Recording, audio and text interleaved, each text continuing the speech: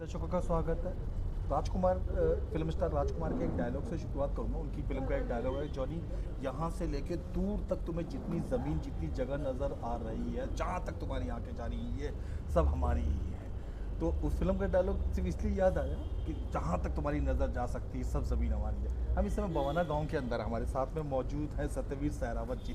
जहाँ तक आपकी नज़र बवाना गांव में जा सकती है, जो भी उच्च शिक्षित व्यक्ति आपको नज़र आ सकता है, इनसे जुड़ा हुआ, इनके खानदान से जुड़ा, जितने भी उच्च पदों के ऊपर व्यक्ति आपको बवाना गांव में नजर आएंगे, अधिकतम आप देखिए इनसे जुड़ा हुए। मैं आज एक ऐसे शख्सियत के साथ में बैठा हुआ हूँ कि मेरे खुद के कई भरम दूर हुए, खुद मेरी चेतना जागृत हुई। सत्यवीर सहरावत जी के बारे में बता दूं, बवाना गांव के निवासी हैं और व्यापारी व्यक्ति हैं, बिजनेसमैन व्यक्ति हैं। 16 अगस्त को ये दशहरी कारज कार्यक्रम करने जा रहा है। यहाँ पे क्या करने जा रहे हैं क्या नहीं, इसी के विषय में बातचीत करता है। बहुत बहुत स्वागत है सतवीर जी। मैं चाहूँगा दर्शकों को सबसे पहले आप अपने बारे में बताएं। नमस्कार सभी दर्शकों को, साथियों को और आपको भी। मैं सतवीर सिंह बवाना से, मेरे पिताजी का स्वर्गवास हो गया 10 जून को, और वो बवाना बावनी के चौधरी थे और पेशे से वो टीचर थे। और हर सामाजिक उसमें पंचायतों में उनका आना जाना था। पूरे जहाँ तक भी खाप सिस्टम है, हर खाप में वे जाते थे, हर खापों में उनको पूछा जाता था और वो अच्छे सुझाव देते थे। और इसी को ध्यान में रखते हुए हमने एक देशहरी कार्य का प्रोग्राम रखा है, अपने पिताजी की शख्सियत को देखते हुए या उनके स्वभाव को देखते हुए, उनके विचारों को देखते हुए। और वे आर्य समाज से ज़्यादा प्रेरित थे, तो इसलिए हमने उनकी स्मृति में देशहरी कार्य वो 16 अगस्त को बवाना गांव में संपन्न होगा। तो मैं दर्शकों को बता दूं कि दशहरी कार्य के बारे में ये एक परंपरा है और इस समय हम दिल्ली, तो फिलहाल दिल्ली सब जगह की परंपरा है, दिल्ली में बैठे हुए हैं, तो मैं दिल्ली बता दूं तकरीबन बड़ी उम्र के लोग जो अपने पोते, नवासे और पड़पोते तक देख चुके हों, उनके मान सम्मान में ये किया जाता है। थोड़ा बहुत दर्शकों को संक्षिप्त शब्दों में दशहरी कार्य के विषय में बताएं। दशहरी कार्य का ये है कि जिसका, जैसे अभी आपने बताया, जिसकी एज ठीक हो जाए, परिवार ठीक हो, सुख शांति से अपने परिवार को छोड़ कर जा, तो उनकी आत्मा को शांति के लिए या अपनी खापों की परंपरा को आगे बढ़ाने के लिए, उससे कोई संदेश अपने समाज में देने के लिए ये देशहरी कार्य का प्रोग्राम किया जाता है। और इसमें देखो, आजकल लड्डू खाना तो एक इतना बड़ा विषय नहीं रहा किसी के लिए, ये है सिर्फ समाज को जोड़ने के लिए, और उसमें कोई अच्छे फैसले लिए जाएं, समाज के में कोई अच्छा संदेश जाए, इस विषय में हम ये देशहरी कार्य कर रहे हैं। और इस कार्य में हमने 36 बरादरी और सर्वधर्म, जैसा कि मैंने आपको कार्ड दिया है, इसमें दिखाया भी है कि सब के सब हमारे महापुरुष जो भी हैं वो इनमें ऊपर हैं। ऐसा कार्ड भी आज तक नहीं किसी देशहरी कार्य में बनाया है। ये सिर्फ हमारे पिताजी की सोच थी कि भाई देश को जोड़ना और किसान को, गरीब आदमी को पढ़ाना, लिखाना, शिक्षित करना, ये हमारे समाज का एक हिस्सा होना चाहिए। और वे जात पात से बहुत ऊपर उठ कर बात करते थे और उनका जीवन हमेशा पढ़ते रहने में ही गया। अब वो 94 साल की करीब एज उनकी थी, जब 1 महीने पहले तक भी वो पुस्तक पढ़ते थे। और इतिहास के बारे में तो इतना विद्वान आदमी था नहीं, जो चाहे वो मुग़लों का इतिहास रहा हो, चाहे हमारा हिंदुओं का राजा रानियों का इतिहास रहा हो, या हमारे अपनी संस्थाओं का, खापों का इतिहास रहा हो, पंचायतों का इतिहास रहा हो। और देशहरी कार्य में एक थोड़ा हम, और शायद हो उसके टाइम हो तो मैं थोड़ा एक्सप्लेन करूं। पहले पंचायतों पे जब मुग़लों ने ये देशहरी कार्य की और पंचायतों की परंपरा कब पड़ी, इसमें मुग़लों ने जब दौड़े लूटने शुरू कर दिए हमारी बहन बेटियों के, तो मुग़लों ने एक फरमान सुनाया कि भाई बारात में कोई ज़्यादा आदमी नहीं जाएंगे, ताकि वो इजीली बारात को रोक लें और दुल्हन के गहने वगैरह वो लूट लें। तो सिर्फ हमारी खाप पंचायतों ने ये फैसला लिया था, उसमें सर्व जातीय थे, सर्व धर्म था कि भाई हम ऐसा नहीं होने देंगे और हम पंचायतों में जाएंगे, उन्हें बारात में जाएंगे और हम अपनी बहन बेटी, चाहे वो किसी भी जाति की थी, किसी भी धर्म की थी, हमने अपनी बहन बेटियों की इज्जत से और उनके गहनों को लूटने नहीं दिया।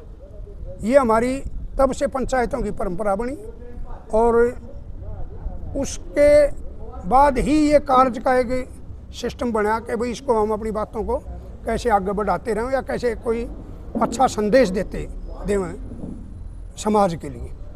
तो पंचायतों की परंपरा यहाँ से शुरू हुई और मेरे बहुत ज़्यादा तो इस विषय में नहीं जानता, लेकिन फिर भी हमारी एक पंचायत ससौल में हुई बताई, मुजफ्फरनगर के साथ में गांव है, सबसे बड़ी पंचायत जो है खापों की वहाँ हुई थी, सर्वधर्म की पंचायत हुई थी और उसमें ये फैसला लिया गया कि भाई हमारे साथ कोई भी बाहरी आक्रमण करता हमारी इज्जत के साथ खिलवाड़ ना करे।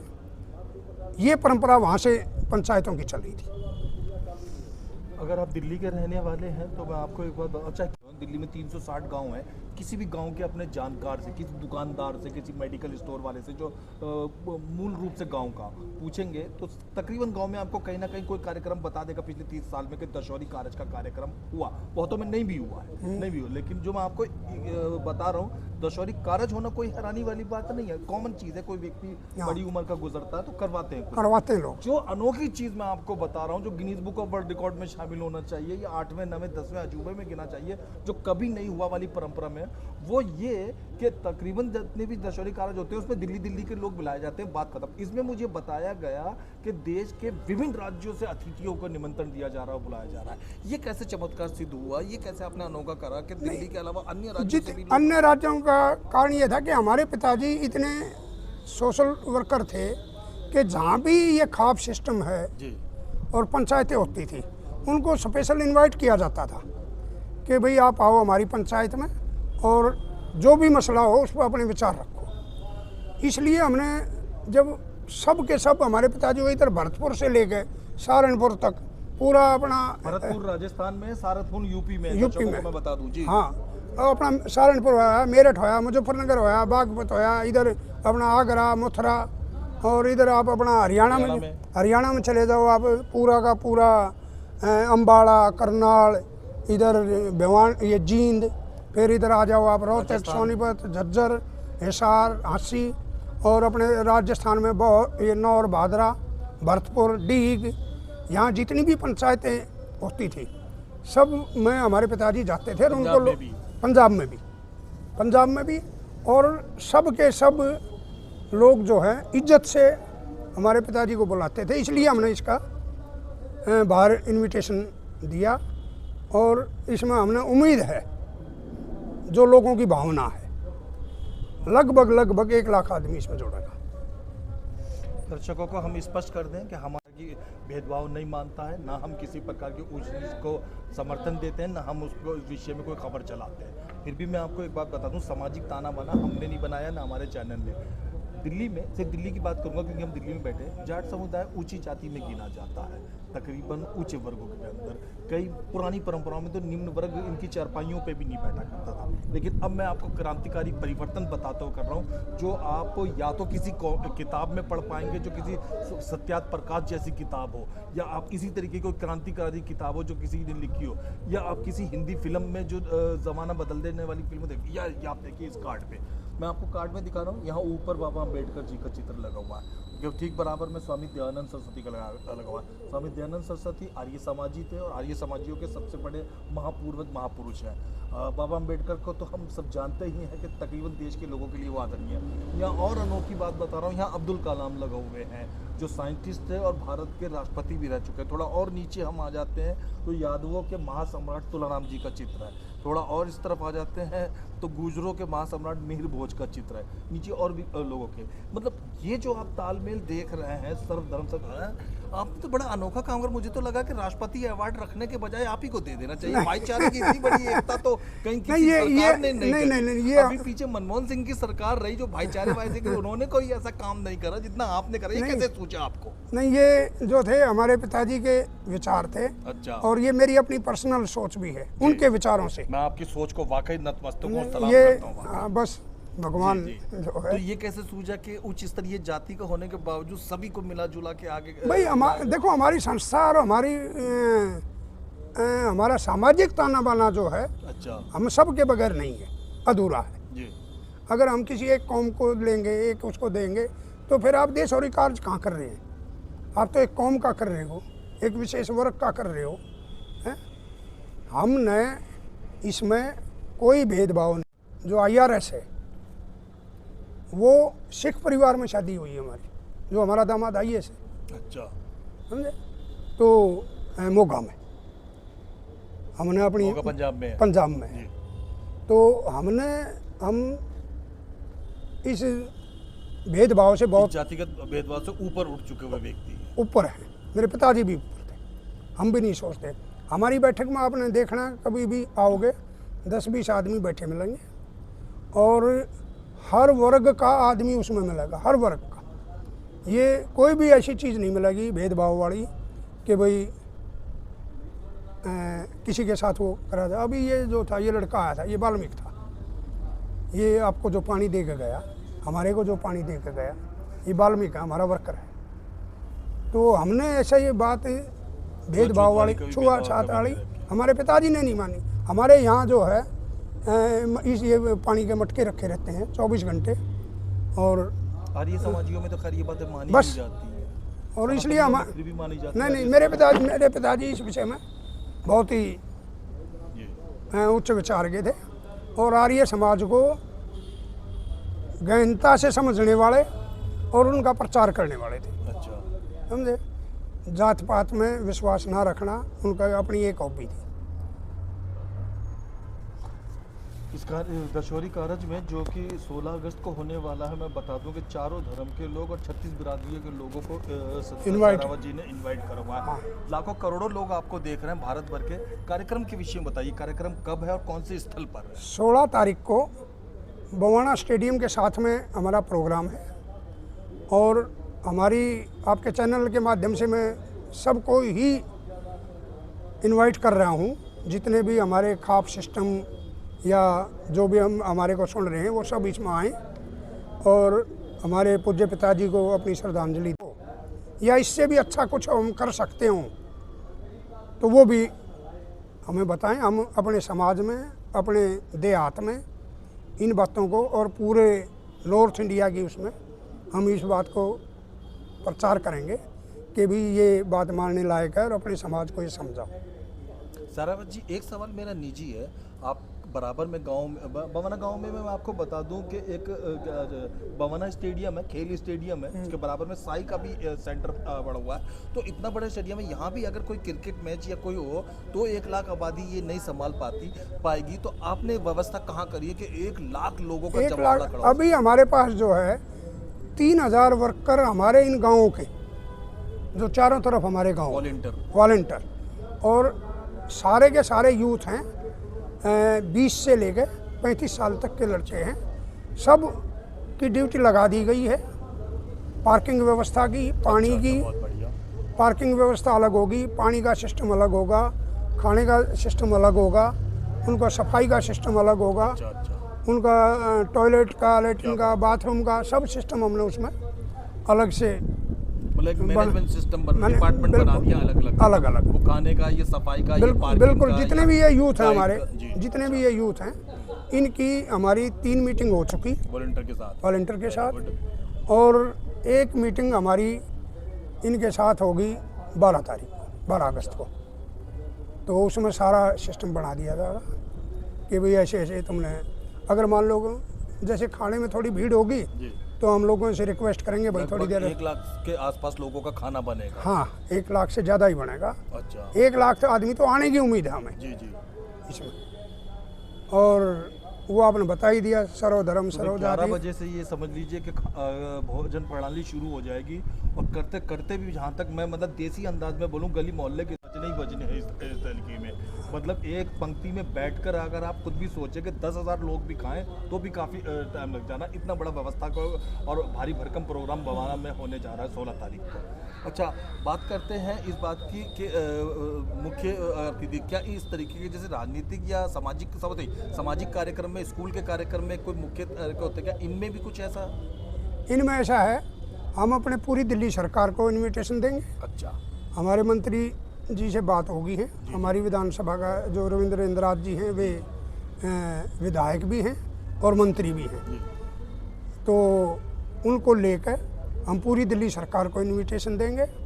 और हमारे एरिया के जितने भी दिल्ली के, चाहे वो कांग्रेस पार्टी में रहा हो, चाहे वो बीजेपी में हो, चाहे वो आम आदमी में हो, या कोई और ऐसा सामाजिक आदमी हो, हम उनको सबको इनविटेशन देंगे। हमारे यहाँ कोई पार्टी पॉलिटिक्स नहीं, कोई धर्म नहीं, कोई जाति नहीं, हम सबको इनविटेशन देंगे और हम इनविटेशन देने लग रहे हैं लोगों को। अच्छा, और लोग आने की भी बात दिल्ली और दिल्ली के बाहर तक इनविटेशन पहुंचाए जा रहे हैं। अच्छा, एक बात और जो बताना मुझे रह गई है दर्शकों, एक पढ़े लिखे परिवार जो आपके आसपास में हो, सोचिए, जो आपके रिश्तेदार हो, मिलने वाले हो, दोस्त यार हो, जो आपने सुन रखा हो, सुनिए, मैं इनके विषय में बता देता हूँ। इनके रिश्तेदारों में मैं लंबी चौड़ी लिस्ट नहीं बताऊंगा। एक इनके परिवार के पढ़ लिख के ACP हुए हुए, एक जो है वो अदालत के अंदर उच्च पद के ऊपर है, मैं थोड़ा पोस्ट या नाम नहीं बताना चाहूँगा। एक IAS ऑफिसर है, एक IRS है रेवेन्यू डिपार्टमेंट पे, एक मेडिकल ऑफिसर है, एक जो है वो इंजीनियर है, एक बसों का ये खुद बसों का सबसे बड़ा काफिला संभालते हैं। इसको क्या कहते हैं उसको, क्लस्टर स्कीम होती है दिल्ली के अंदर में, बहुत सारी बसों का एक व्यक्ति प्रबंधक होता है, ये खुद वो संभालते हैं। इनके खुद सगे छोटे भाई दिल्ली पुलिस से रिटायर हुए पड़े हुए हैं। ये वो शख्स हैं जिनके बता रहा हूँ कि मैं अगर पढ़ाई और उनकी पोस्ट बताना शुरू करूँ तो यकीन करिए पहले चैनल का काम छोड़ के मुझे इतनी लंबी चौड़ी एक वो लेनी पड़ेगी लिस्ट, जिसमें इतने ऐसा उच्च स्तरीय अगर आपको कहीं पर मिले खानदान के जिनमें इतने पढ़े लिखे शामिल है तो ज़रूर हमें कृपया बताइएगा, नहीं तो मैं 16 को इनको बताऊंगा कि जी पूरे भारत से कोई जवाब नहीं आया, आप अपने आप को खुद ही मैच। अजी नहीं, हिंदुस्तान बहुत बड़ा है, ये अहंकार बोलेगा। नहीं, ये तो मजाक कर रहा हूं। नहीं। अच्छा, बात पहले एक बात और दर्शकों, ये मैं अगर आप हिंदू समाज कहता है हिंदू बनो, मुस्लिम धर्म कहता है मुस्लिम बनो, ईसाई धर्म कहता है ईसाई बनो, सिख धर्म कहता है सिख बनो, आर्य समाजी धर्म ऐसा है जो कहता है कि ना तुम हिंदू बनो ना तुम आर्य, आज वो कहता ही नहीं कि आर्य समाजी बनो, कहता है कुछ भी होने से पहले तुम मनुष्य बनो, मनुष्य बाबा, बस मनुष्य बाबा। तुम आर्य समाज में आए हो तुम आर्य समाजी भी मत बनो, बस तुम मनुष्य बाबा, तुम मनुष्य बनो। तो जब जो समाज मनुष्य भवा की आवाज़ निकालता है, मनुष्य भवा का संस्था, उसी से जुड़े हुए थे श्री मास्टर धनीराम जी।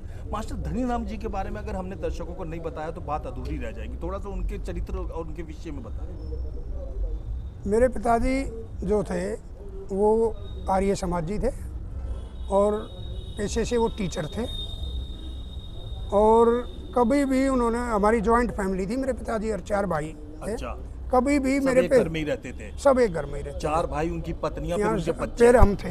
अच्छा, हम 13 भाई बहन हैं। अरे बाप रे, चारों के। हाँ। तो इकट्ठे ही रहते थे, इकट्ठे ही खेती करते थे, इकट्ठे ही जो थे।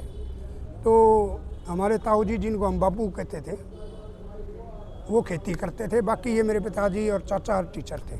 अच्छा, तो मेरे पिताजी ने कभी अपनी सैलरी घर में दी ही नहीं, वो सामाजिक उसमें, आर्य समाज के उसमें, एजुकेशन के उसमें, जहाँ भी जिसने जो चंदा मांग लिया है समाज के भलाई के लिए, उनकी तनख्वाह सारी की सारी उनमें चली गई। और मेरे ताऊ जी ने जो कभी भी एतराज़ नहीं किया, और वो तो ये कहते थे कि भाई इसको तुम घर से भी अगर ये कुछ ले जाते दे दो, ये समाज के लिए काम कर रहा है, अपने लिए नहीं।